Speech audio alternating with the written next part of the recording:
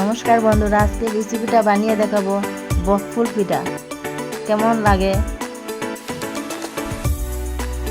প্রথমে ময়দা পরিমাণ মতো ঢেলে নিলাম, পরে একটু তেল গরম করিয়ে দিলাম, দিয়ে একটু মেরে নিলাম, মেরে নিয়ে সামান্য জল দিলাম,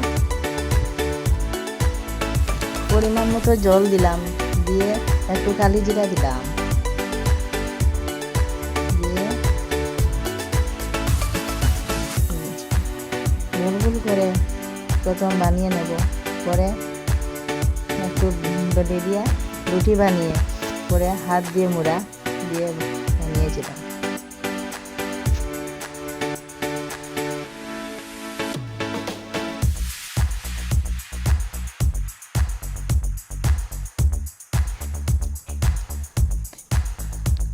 কড়াই বসিয়ে তেল ঢেলে নিলাম, গরম হয়ে যাওয়ার পর আস্তে আস্তে পিঠা তেলের মধ্যে ছেড়ে দিলাম,